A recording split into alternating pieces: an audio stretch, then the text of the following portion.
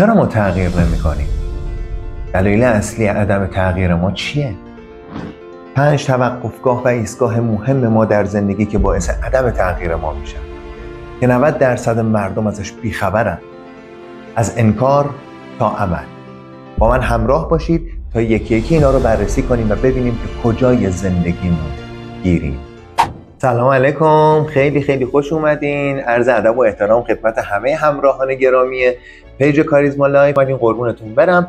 بدون فوت وقت سریع بریم سراغ مبحث امروزمون که بسیار مبحث مهمیه در رابطه با مراحل تغییره که ما 5 مرحله داریم که هر کدوم از اینا، هر یه دونه‌ای که میریم جلو، اهمیتش بیشتر از مرحله قبل. ما 5 مرحله برای تغییرمون داریم.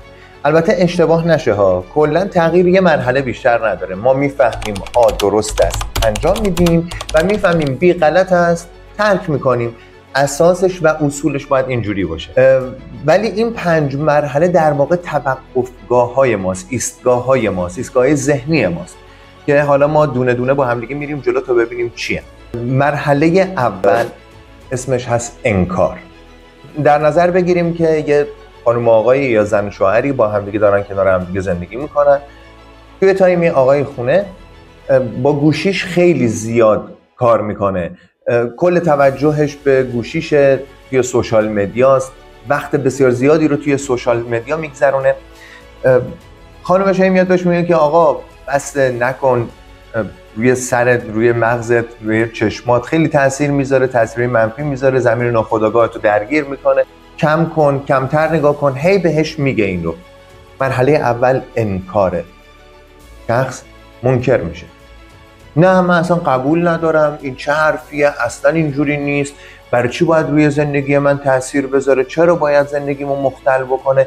الان مردم همه دارن از طریق سوشال مدیا کسب درآمد میکنن، مردم دارن زندگیشون رو میگذرونن، اصلا وارد این مبحث با من نشو.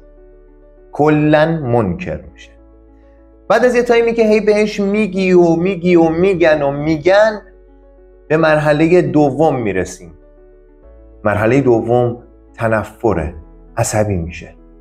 یعنی آقا بس کن، کمتر نگاه کن، داره تأثیرات میذاره.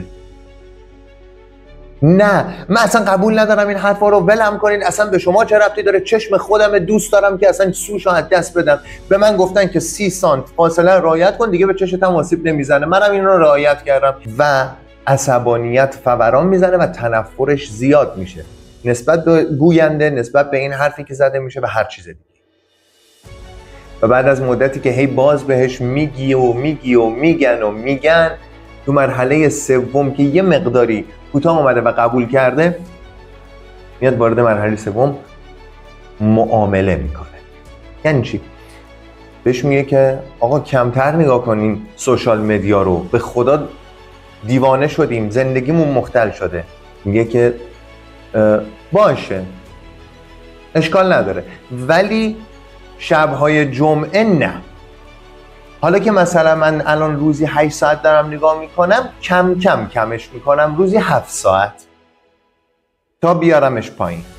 باشه قبوله ها، ولی مامانینا از مسافرت بیان، چه ربطی داره؟ شروع میکنه به معامله کردن، یه چیزی رو با یه چیز دیگه میخواد معامله بکنه تا یه چیزی رو به دست بیاره. و بعد از یه تایمی هم که باز هی بهش میگن وارد مرحله 4 میشه که قبول میکنه. مرحله 4 قبوله. قبول کرده، پذیرفته. وقتی مطالعه کرده، 4 تا مقاله خونده که بله تاثیرات منفی میذاره توی زندگی آدم، تاثیرات خوبی رو نمیذاره روی مغز، روی چشم، اونجا میگه آره واقعا چقدر زندگی ها رو داره آسیب میزنه بهشون، من باید حتما اینو درستش بکنم، حتما باید کمشون بکنم. و بعد وارد مرحله 5 که عمل میشه وارد میشه. خوش به حال اونایی که خیلی زود تسلیم حرف حق میشن. نیازی نیست که این 5 مرحله رو برن. یه مثال دوستان، قبل از تغییر کنین. خیلی جمله مهمی ها، بهش دقت کنین. یعنی قبل از اینکه دیرمون بشه از خواب بیدار شیم، قبل از اینکه لجبازی ها باعث از هم پاشیدگی زندگیمون بشه بیدار شیم. قبل از اینکه چشممون به خاطر نور صفحه موبایل یا هر چیز دیگه ای از بین بره یا ضعیف بشه کمتر نگاه کنیم. قبل از تغییر کنیم. امیدوارم که این ویدیو براتون مثمر ثمر بوده باشه. زنگوله رو حتما بزنین، سابسکرایب و لایک یادتون نره. اگر از این ویدیو خوشتون اومد حتما برای دوستاتون بفرستید، به اشتراک بذارید و برای من توی کامنت ها بنویسید که شما تو کدوم یکی از این مراحل زندگیتون قرار دارید. خوشحال میشم. به امید دیدار مجددتون. فعلا خدا نگهدار.